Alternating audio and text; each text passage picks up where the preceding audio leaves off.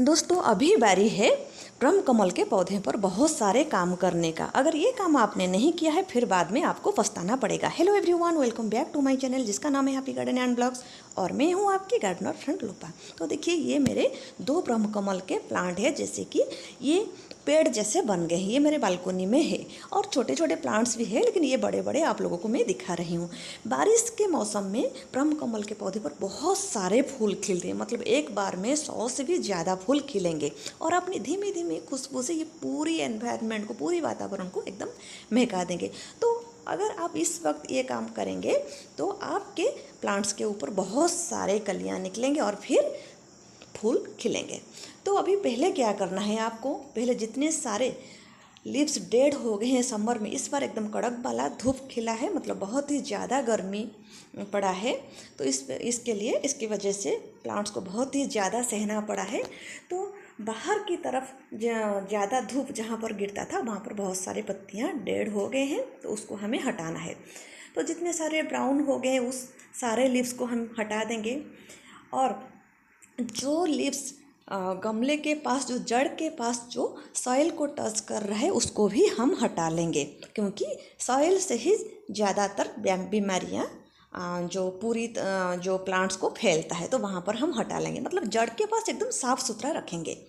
फिर क्या करेंगे, अच्छा यहाँ पर जो पत्तियाँ निकलता है कैसे निकलता है, पहले ये एकदम एक डंडा जैसा निकलेगा, फिर उसका जो ऊपर वाला हिस्सा है ना वहीं पर ये लीफ में कन्वर्ट हो जाएगा। तो जब लीफ जब ब्राउन हो जाते हैं, हम क्या करते हैं, ऊपर वाला हिस्सा को वहीं से कट कर देते हैं, तो नीचे जो डंडा वाला जो एक स्टिक जैसा रह जाता है ना, तो वो वहाँ पर धीरे धीरे वो भी डेड होने लगता है। तो वहाँ पर अब पत्तियाँ कोई नहीं निकलेंगे, तो अगर नहीं निकल रहे हैं तो उसको भी हम कट कर लेंगे। तो इसी तरह से आप चूज कर करके सारी पत्तियाँ, जो लीव्स मतलब जितने सारे पत्तियाँ डेड हो गए हैं, और कुछ देखिए ये वाला जो लीफ है ये एकदम इसमें रिंकल्स आ गए हैं, तो ये भी धीरे धीरे ब्राउन हो जाएगा, तो उसको भी हम निकाल लेंगे। और जो स्टेम्स में बताई थी उसी तरह का स्टेम, उसको भी हम निकाल लेंगे, वो भी धीरे धीरे ब्राउन होकर वो भी डेड हो जाएगा। और जितने सारे सॉइल को टच कर रहे हैं, जितने सारे लीव्स, उसको भी हम क्या करेंगे, उसको भी हम हटा लेंगे। और जो जितने सारे लीव्स ऊपर वाले हिस्से में है लेकिन वो सॉइल को टच कर रहे हैं, हम उसे कुछ डंडियों के मदद से ऊपर वाले मतलब बांध देंगे, जैसे कि वो सॉइल को टच ना करे। तो इसी तरह से हम पूरी प्लांट्स को ऐसे तैयार कर लेंगे ये फ्लावरिंग के लिए। तो पहले मैंने देखिए सारे जितने जो प्रोसेसेस मैंने बताई उसी तरह से आपको सारे लीव्स को, सारे स्टेम्स को हटा देना है। हटाने के बाद फिर हम सॉइल पर काम करेंगे, मतलब यहाँ पर जो जड़ के पास जितने सारी गंदगी है उसको भी हम हटा लेंगे। फिर हमें खाद भी देना है, बहुत सारा काम अभी करना है। अगर हम इस तरह से अभी इस टाइम में ये सारा काम ख़त्म कर लेंगे तो फिर हमारे जो प्लांट्स में बहुत सारे कलियाँ निकलेंगे और बहुत सारे फूल खिलेंगे। लेकिन अगर ये हम नहीं करेंगे, फूल तो खिलेंगे लेकिन ज़्यादा नहीं खिलेंगे। तो ये काम करना एकदम ज़रूरी है, क्योंकि समर में बहुत ही ज़्यादा कड़क वाला धूप मतलब गर्मी हुआ था, इस वजह से हमारे प्लांट्स को बहुत ही ज़्यादा सहना पड़ा है। तो हमें ये काम करना बहुत ही ज़्यादा ज़रूरी है। और 2 टाइम हमें पानी स्प्रे करना है। अगर बारिश नहीं हो रहा है तो 2 टाइम स्प्रे करना है, बारिश हो रहा है तो ठीक है, एक बार आप पत्तियों को सुबह या फिर शाम नहला दीजिए, सारे डस्ट जो साफ हो जाएंगे। तो देखिए अभी हम जड़ के पास में सारा जितनी सारी गंदगियाँ थी उसको मैंने साफ कर लिया, क्योंकि समर में क्या होता है, हम जितने सारे पूजा में फूल लगता है तो उसी सॉइल में हम डाल देते हैं, क्योंकि समर में जल्दी डिकम्पोज हो जाता है। लेकिन बारिश के मौसम में ये हमें नहीं करना है, क्योंकि यहाँ पर फंगल अटैक होता है। तो अभी क्या करना है, मैं जड़ के पास सारा जो जितनी सारी गंदगी था उसको मैंने साफ़ कर लिया। फिर ऊपर वाला मिट्टी को थोड़ा सा मैंने हटा लिया। हटाने के बाद मैं वर्मी कंपोस्ट लाई हूँ। देखिए ये मुझे पर केजी 20 रुपया पड़ा। तो उसको मैं चारों तरफ, गमलों के चारों तरफ मैं वर्मी कंपोस्ट डाल रही हूँ। तो दोनों गमलों में मैंने ऐसा कर लिया। करने के बाद जो मिट्टी में ऊपर वाला हिस्सा से मैं जो हटाई थी उसी को उसके ऊपर फिर कवर कर लूँगी। तो देखिए इस तरह से मैं कवर कर रही हूँ। तो इस तरह से 2 गमलों में इस तरह हमें काम करना है, ठीक है।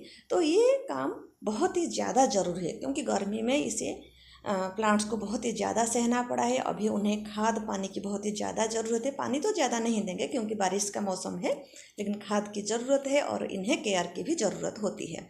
तो इस तरह से दूसरा गमला को भी मैं ऐसे ही तैयार कर लिया। अब बारी आती है हल्दी की। तो यहाँ पर ऊपर वाले हिस्से में ऊपर ऊपर ऊपर की तरफ मैंने हल्दी थोड़ा सा लेकर छिड़क लिया दोनों गमलों में, ताकि यहाँ पर जो चींटियाँ वगैरह हैं वो हट जाएंगे। तो उसके बाद देखिए मेरे दोनों गमले के जो सॉइल है ये तैयार हो गए, अब रेडी है ये। उसके बाद हम काम करेंगे अब पत्तियों के ऊपर। तो पत्तियों को जो जितने सारे डेढ़ पत्तियाँ थे हमने तो हटा लिया। उसके बाद हम अच्छे से इसको धो डालेंगे, पत्तियों को साफ़ कर लेंगे। इतने सारे डस्ट होते हैं यहाँ पर, इस पत्तियों के ऊपर बहुत ही ज़्यादा डस्ट जम जाते हैं, उसको भी हम साफ़ कर लेंगे। तो देखिए अब इस तरह से मैं दिखा रही हूँ कि कौन कौन सा लीफ मैं निकाली हूँ। ये जो लीफ आपको दिख रहा है यहाँ पर रिंकल्स आ गया है बहुत ही ज़्यादा, ये धीरे धीरे डेड हो जाएगा, तो इसको भी मैंने हटा लिया। इस तरह से लीफ को आप चूज कर करके हटा लेंगे। फिर जितने सारे ब्राउन हो गए उसको भी हटा देंगे हम, और जो जड़ के पास जितने सारे लीव्स है सॉइल को टच कर रहा है तो उसको भी हम हटा लेंगे। मतलब एकदम जड़ को मतलब मिट्टी को एकदम साफ़ सुथरा हमें रखना है बारिश के मौसम में। तो यहाँ पर देखिए ये बीच वाला हिस्सा कैसे रिंकल्स आ रहा है, तो ये पूरा लीफ जो है पूरा डेड हो जाएगा, तो इसलिए मैंने इसे भी हटा लिया है। तो इसी तरह से हम लीव्स को चूज कर करके हमें काट देना है। और कुछ स्टेम्स होते हैं, वो क्या होता है देखिए, ये जो लीव्स होता है ना ये पहले कैसे निकलता है, पहले क्या होता है एक डंडी जैसा एक निकलता है, एक लंबा वाला। तो फिर क्या होता है ऊपर वाला हिस्सा ये लीफ में कन्वर्ट हो जाते हैं। तो जो लीफ ब्राउन हो जाता है मतलब डेड हो जाता है, तो उस लीफ को हम काट देते हैं, लेकिन ये जो स्टेम जैसा ये डंडा जो है नीचे वाला हिस्सा वो रह जाता है, तो इसे भी हमें हटा देना है क्योंकि ये भी डेड धीरे धीरे हो जाएगा। तो देखिए इस तरह से ये दो मेरा निकला है, तो इस तरह से मैंने भी इसे भी हटा लिया। तो इस तरह से आपको चूज कर करके सारे जितने सारे गंदगी है हमें प्लांट से निकालना है, ताकि ये फिर बारिश के मौसम बहुत ही ज़्यादा फ्लावरिंग करेगा।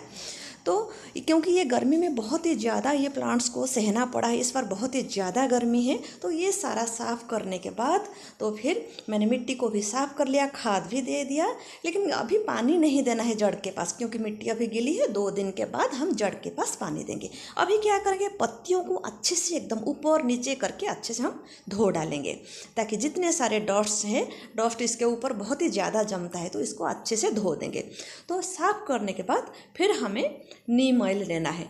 तो बाज़ार से आप नीम ऑयल ले आइएगा, फिर उसके ऊपर इंस्ट्रक्शंस लिखा जाता है कितना पानी मिलाना है, उसी प्रोपोर्शन में आपको पानी मिलाना है। फिर उसके बाद फिर पूरे प्लांट्स को नीम ऑयल के स्प्रे कर लेना है।